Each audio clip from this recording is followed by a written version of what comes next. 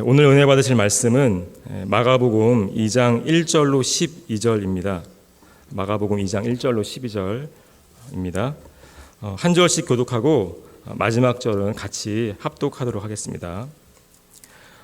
후에 예수께서 다시 가버나움에 들어가시니 집에 계시다는 소문이 들린지라.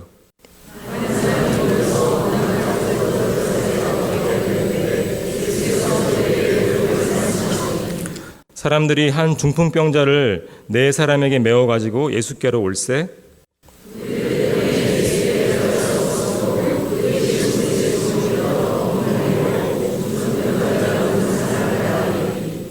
예수께서 그들의 믿음을 보시고 중풍병자에게 이르시되 작은 자야 내 죄사함을 받았느니라 하시니 이 사람이 어찌 이렇게 말하는가 신성모독이로다. 오직 하나님 한 분 외에는 누가 능히 죄를 사하겠느냐.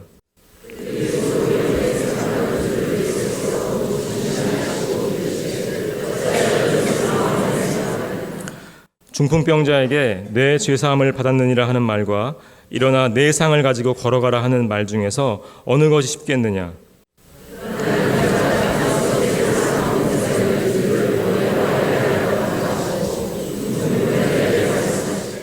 내가 네게 이르노니 일어나 내 상을 가지고 집으로 가라 하시니 그가 일어나 그 상을 가지고 모든 사람 앞에서 나가거늘 그들이 다 놀라 하나님께 영광을 돌리며 이르되 우리가 이런 일을 도무지 보지 못하였다 하더라. 아멘.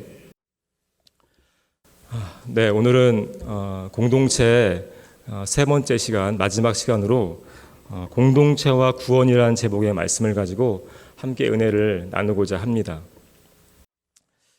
저는 우리 교회에서 장애인 친구들과 함께하는 사랑부 사역을 맡고 있습니다. 제가 장애인 사역을 시작한 지도 어느덧 20년의 세월이 흘러간 것 같습니다. 이제는 이 사역이 익숙해질 만도 한데 여전히 잘 모르는 것이 많고 많이 낯설게 느껴질 때도 있습니다. 그래도 지금까지 제가 이 일을 계속하는 이유는 장애인 친구들과 함께하는 것이 너무 좋기 때문입니다. 그리고 이 일을 통해서 제가 받은 은혜와 복이 많기 때문입니다. 이 일을 통해서 제가 받은 은혜 중에 가장 큰 것이 하나님의 마음을 알게 된 것입니다. 장애인 친구들이 처음에는 좀 낯설지만 시간이 지나면 그들의 약함을 이해하게 되고 나중에는 그 약함 때문에 이들을 더 사랑하게 됩니다. 적절한 예일지 모르지만 갓난 아이가 사랑스럽게 느껴지는 이유는요, 그들이 약하기 때문입니다. 우리는 갓난아기에게 중요한 일을 해내야 한다고 책임을 지우거나 강요하지 않습니다. 그리고 그것을 못한다고 그들에게 실망하지도 않습니다.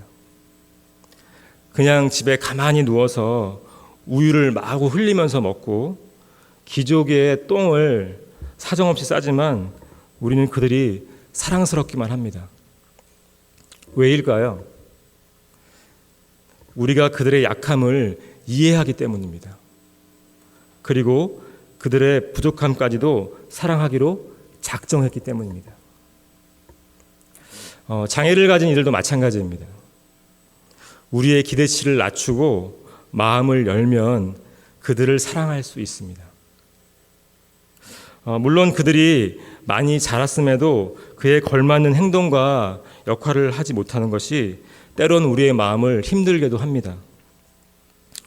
그런데 우리가 그들을 사랑하기로 작정한다면 그들의 장애는 전혀 문제가 되지 않습니다. 제가 아는 그 장애 아들을 둔 목사님이 계십니다. 목사님의 아들은 태어날 때 뇌에 심각한 문제가 있어서 중증 장애를 갖게 되었습니다. 30년이 지난 지금도 얼굴과 몸이 심하게 변형된 채로 누워만 있고 목에 구멍을 떨어서 음식을 넣어주어야 할 정도로 심한 장애를 갖고 있습니다. 그런데 이 목사님은 아들 때문에 예수님을 더 깊이 만나게 되었고, 아들 때문에 시작한 장애인 사역을 통해서 하나님의 놀라운 은혜를 많이 경험하였습니다. 그래서인지 목사님은 이 아들이 얼마나 귀한 복덩이인지를 늘 저에게 자랑하십니다. 그리고 이 누워있는 아들을 안아주고 뽀뽀해주는 모습을 자주 봤습니다. 제 눈에는 여전히 낯설 정도로 심한 장애를 가진 형제이지만 목사님 눈에는 그 아들이 너무 사랑스럽고 그의 모습 속에서 하나님의 축복을 보는 것 같았습니다. 제가 장애인 사역을 하면서 알게 된 하나님의 마음이 바로 이러한 것입니다. 장애인 형제들처럼 우리는 여전히 부족함 투성이고 주님을 실망시킬 때가 많습니다. 그런데 이렇게 온전치 못한 모습의 우리를 하나님은 사랑하기로 작정하신 것입니다. 만약 하나님이 우리의 이런 모습을 싫어하고 내치셨다면 여기서 하나님의 사랑을 받을 만한 사람은 몇 명 없을 것입니다. 영적 장애를 가진 우리를 하나님은 자녀 삼아 주셨고 사랑해 주셨습니다. 이 놀라운 사랑에 대해서 성경은 이렇게 말합니다. 이사야 41장 8절과 9절입니다. 그러나 나의 종 너 이스라엘아, 내가 택한 야곱아, 나의 벗 아브라함의 자손아, 내가 땅끝에서부터 너를 붙들며 땅 모퉁이에서부터 너를 부르고 내게 이르기를 너는 나의 종이라, 내가 너를 택하고 싫어하여 버리지 아니하였다 하였노라. 그리고 로마서 5장 8절입니다. 우리가 아직 죄인 되었을 때 그리스도께서 우리를 위하여 죽으심으로 하나님께서 우리에 대한 자기의 사랑을 확증하셨느니라. 하나님은 우리가 의롭고 부족함이 없을 때가 아니고 한없이 부족하고 더러운 죄인일 때 사랑하신 것입니다. 제가 장애인 친구들과 함께하면서 깨달은 또 다른 하나님의 마음이 있습니다. 사랑부 친구들은 지적 장애와 자폐적 성향 때문에 우리 일반인과 다른 부분이 있습니다. 그 중에 한 가지가 우리가 볼 때 아무 의미 없는 사물에 집착하는 행동입니다. 자폐성 장애를 가진 친구들이 어떤 것에 집착해서 그것만 쳐다보거나 이상한 소리를 내며 집중하는 모습을 보신 분들이 있을 것입니다. 그리고 또 이들이 우리와 다른 점 중에 말을 잘 이해 못하거나 잘 들으려 하지 않는 태도가 있습니다. 사실 이것 때문에 부모님들이 가장 많이 안타까워합니다. 이들이 부모님의 마음을 알려하지 않고 알아주지 않기 때문입니다.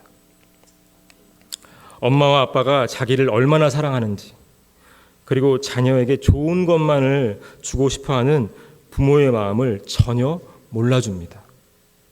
그리고 아무 의미도 없는 것들에만 집착하는 것입니다. 이러한 장애 자녀에 대한 부모님들의 안타까움을 통해서 저는 하나님의 마음을 보게 되었습니다. 우리의 영적 장애 때문에 우리는 하나님의 말씀을 잘 이해하지 못합니다. 그리고 하나님의 말씀을 잘 들으려 하지도 않습니다.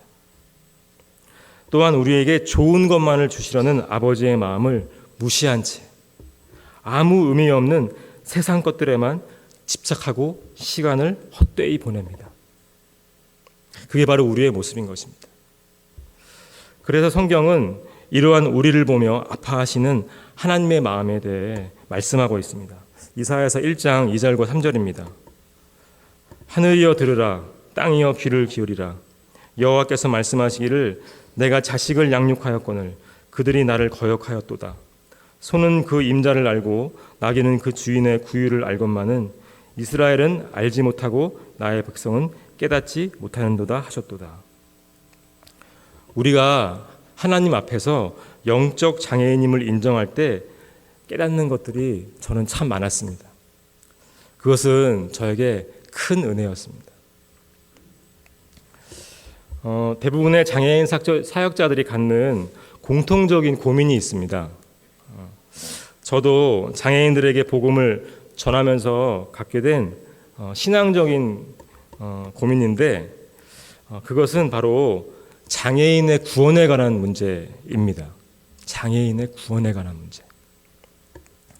장애 자녀를 둔 부모님들에게도 가장 큰 관심이 자녀의 구원의 문제일 것입니다.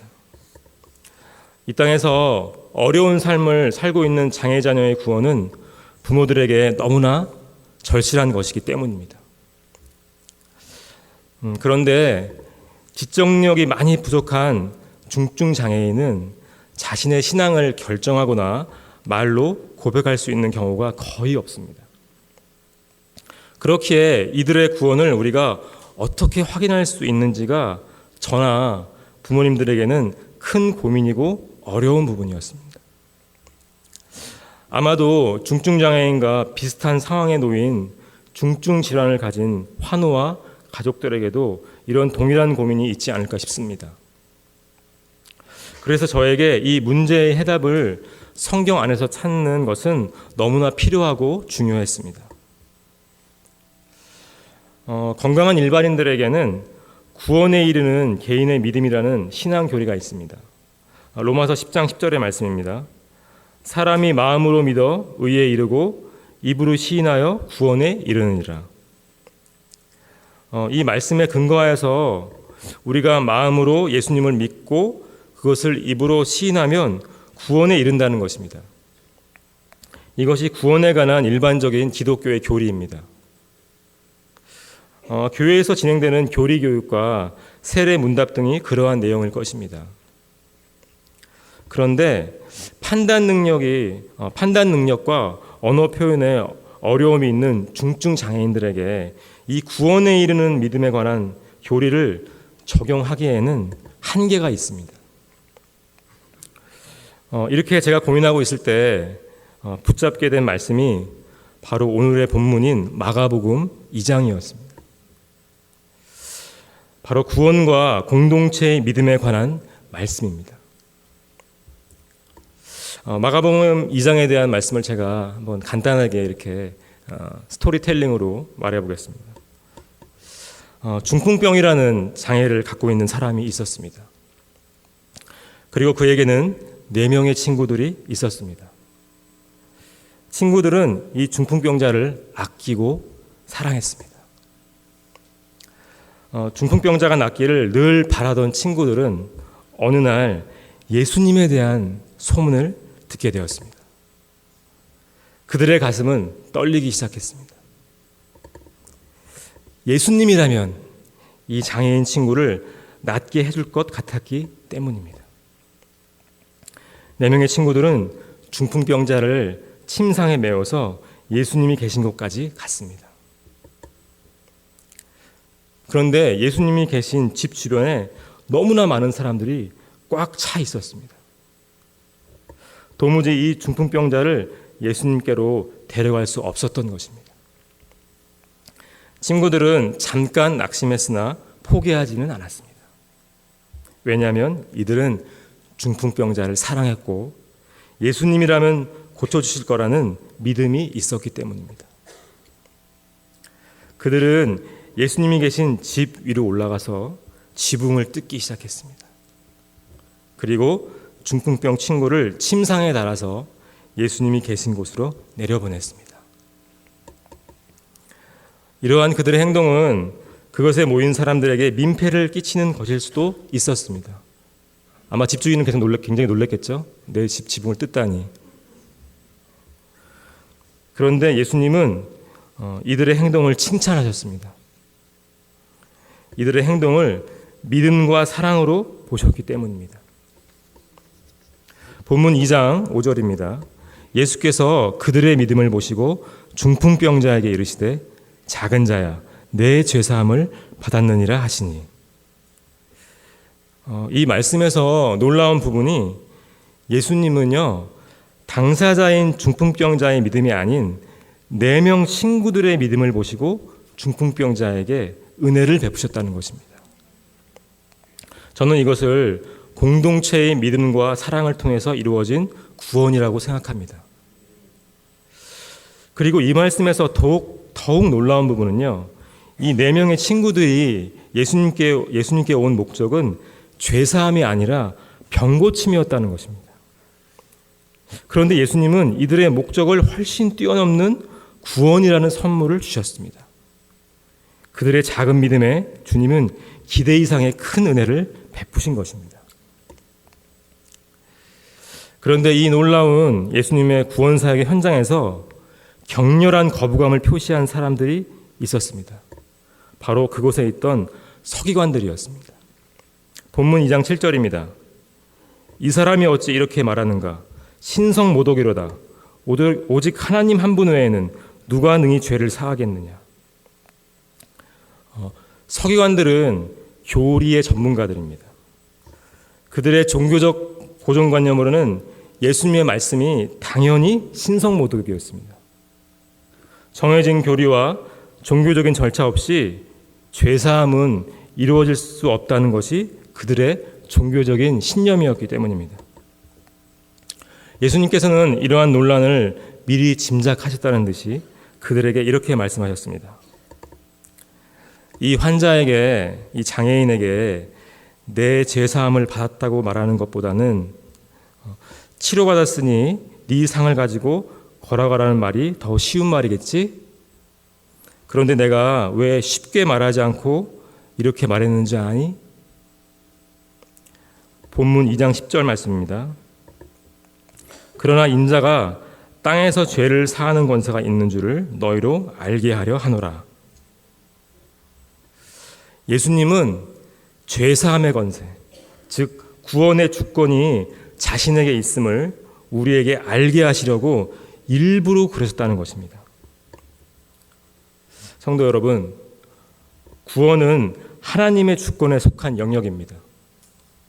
그런데 우리는 우리의 신앙 고백이나 예배와 기도 같은 종교적인 행위 때문에 구원을 받는다고 오해할 때가 많습니다.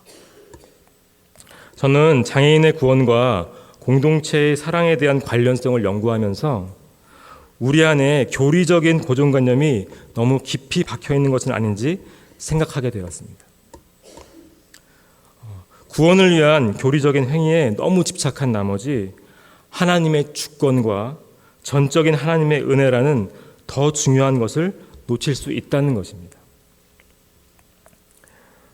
누가복음 18장에는 구원에 아주 관심이 많았던 부자 간원이 나옵니다. 그는 구원받기 위해서 모든 교리와 율법을 다 지켰다고 자랑하였습니다. 그러나 예수님은 그의 종교적인 열심이 구원에 이르기에는 턱없이 부족하다고 책망하며 돌려보냈습니다. 부자 간원의 종교적인 열심을 대단하게 보았던 제자들은 놀라면서 그러면 누가 구원을 받을 수 있겠습니까? 라고 질문합니다. 예수님은 그 질문에 이렇게 대답하셨습니다.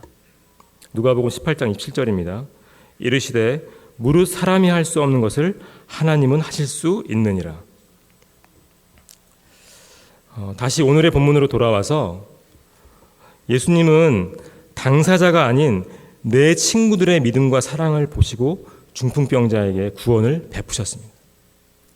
그리고 어쩌면 이 내 친구들은 죄사함이 뭔지도 몰랐을 수도 있습니다. 그저 사랑하는 친구를 고쳐주고 싶었을 뿐입니다. 그런데 예수님은 그들의 사랑을 보시고 구원이라는 놀라운 선물을 주신 것입니다. 저는 이 부분이 하나님의 놀라운 구원의 역사를 제대로 말해주고 있다고 믿습니다. 우리는 구원을 목표로 신앙생활을 해서는 안 됩니다. 그럴 때 우리는 부자 간원과 동일한 실수를 할 수 있기 때문입니다. 우리 신앙생활의 목표는 구원이 아니고 사랑이 되어야 합니다. 그럴 때 예수님은 우리에게 구원을 선물로 주실 것입니다. 예전에 어떤 목사님께서 한국교회 교인들은 10원도 안 되는 구원을 그렇게 구원하면서 찾아다닌다고 우스갯소리로 하신 말씀이 생각납니다. 저는 성경이 우리의 구원보다는 우리의 사랑에 더 집중하고 있다고 믿습니다. 에베소서 2장 8절과 9절입니다. 너희는 그 은혜에 의하여 믿음으로 말미암아 구원을 받았으니 이것은 너희에게서 난 것이 아니요 하나님의 선물이라. 행위에서 난 것이 아니니 이는 누구든지 자랑하지 못하게 함이라. 사실 우리 모두의 구원은 하나님의 완전한 사랑과 예수 그리스도의 중보로 얻게 된 것입니다. 구원에 이르는 중요한 방법이 오직 사랑과 중보라는 말입니다. 그러기에 내 경건이나 종교적인 행위보다는 공동체 안의 중보와 사랑이 우리를 구원에 이르게 하는 더 중요한 방법이라고 저는 믿습니다. 지금도 다른 이들의 회복과 구원을 위해서 안타까이 중보하는 이들이 참 많습니다. 그들 중에 사랑부의 학부모님들도 있습니다. 제가 섬기고 있는 부서에 부모님들이 있습니다. 그런데 이 부모님들 중에서 상당히 많은 분들이 자녀의 장애 때문에 예수님을 믿게 되었습니다. 이 고난이 없었으면 예수님을 전혀 몰랐을 분이 대부분입니다. 이 또한 하나님의 놀라운 은혜인 것 같습니다. 그리고 그렇게 예수님을 만난 부모님들은 이 고난 때문에 예수님을 더 의지하고 사랑하게 되었습니다. 그리고 이제는 내 자녀뿐만 아니라 다른 사랑부 아이들을 위해서 함께 아파하고 기도하는 사랑의 공동체를 이루어가고 있습니다. 한 어머니가 다른 사랑부 아이가 학교에서 어려움을 겪는다는 이야기를 들으셨습니다. 그래서 그 아이를 위해 함께 아파하고 기도하며 쓰셨던 일기를 여러분들과 함께 잠시 나누고 싶습니다. 하루 종일 바쁜 중에도 생각과 마음이 한 곳에 집중됩니다. 아침부터 계속 주님을 불렀습니다. 아들을 학교에 보내고 전전긍긍할 그 아이의 엄마를 생각하니 눈물이 납니다. 제 아들을 일반 초등학교에 보내고 애끓는 기도 없이 하루도 살 수 없었던 지난날이 생각나니 제 마음이 더 간절해집니다. 주님을 부를 수밖에 없는 저희의 형편이 안타깝고 무능하게 느껴집니다. 하지만 기도밖에 할 수 없음이 또한 은혜라는 사실이 새삼스레 느껴집니다. 주님께서 줄로 재어주신 공동체에서 함께 부르짖는 저희의 눈물의 기도를 들어주시어 기쁨으로 단을 거두게 하여 주소서. 주님, 새학년을 맞이하여 학교의 문을 용기 내서 두드리는 우리 사랑부 자녀들을 친히 찾아가 만나 주소서. 그리하여 주님의 충만한 임재 안에서 참 평안을 누리는 행복한 학교 생활을 하게 도와주소서. 이들은 장애 자녀 때문에 예수님을 만나게 되었고 예수님을 붙잡을 수밖에 없는 믿음을 갖게 되었으며 이제는 다른 가족의 아픔을 자신의 문제처럼 붙잡고 중보하게 되었습니다. 하나님께서 이 공동체의 믿음과 사랑을 보시고 이들에게 구원을 허락하실 줄 믿습니다. 요한일서 3장 14절과 베드로전서 4장 8절입니다. 우리는 형제를 사랑함으로 사망에서 옮겨 생명으로 들어간 줄을 알거니와 사랑하지 아니하는 자는 사망에 머물러 있느니라. 무엇보다도 뜨겁게 서로 사랑할지니 사랑은 허다한 죄를 덮느니라. 다른 사람의 믿음과 사랑을 통해서 구원을 받는다는 성경적 접근은 여전히 신학적 고민을 하게 합니다. 그러나 믿음의 행위가 아무리 대단한 사람도 자신의 구원을 단정할 수는 없다고 생각합니다. 왜냐하면 구원의 주권은 오직 하나님에게만 있고 우리는 은혜로 구원을 받았기 때문입니다. 그래서 누구도 하나님 앞에서 자랑할 수 없는 것입니다. 이단들의 교리와 행태를 보면 대부분 자신의 구원에만 집착하고 있음을 보게 됩니다. 오직하면 구원파라는 이단이 나왔을까 싶습니다.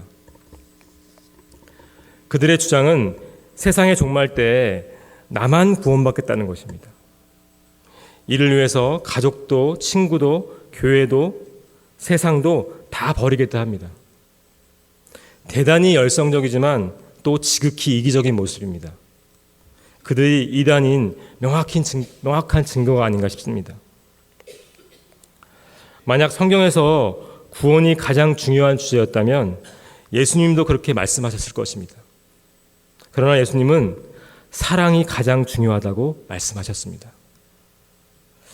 저는 구원의 확신이라는 말보다 사랑의 확신이라는 표현을 더 좋아합니다. 로마서 8장에서 말씀하시는 우리를 향한 끊을 수 없는 하나님의 사랑 말입니다. 이 사랑이 우리를 살리고 우리 형제들을 살릴 것입니다. 하나님의 공동체적인 사랑, 그리고 우리의 공동체적인 사랑이 나와 형제들과 세상을 구원할 것입니다. 마지막으로 로마서 8장 38절과 39절의 말씀을 함께 읽고 주신 말씀을 붙잡고 기도하겠습니다. 로마서 8장 38절과 39절입니다. 우리 함께 읽겠습니다. 시작. 내가 확신하노니 사망이나 생명이나 천사들이나 권세자들이나 현재이나 장래일이나 능력이나 높음이나 기쁨이나 다른 어떤 피조물이라도 우리를 우리 주 그리스도 예수 안에 있는 하나님의 사랑에서 끊을 수 없으리라. 아멘. 아멘. 우리 다 같이 찬양하신 후에 오늘 주신 말씀을 붙잡고 함께 기도하겠습니다. 오직 주의 사랑에 매여 함께 찬양하겠습니다.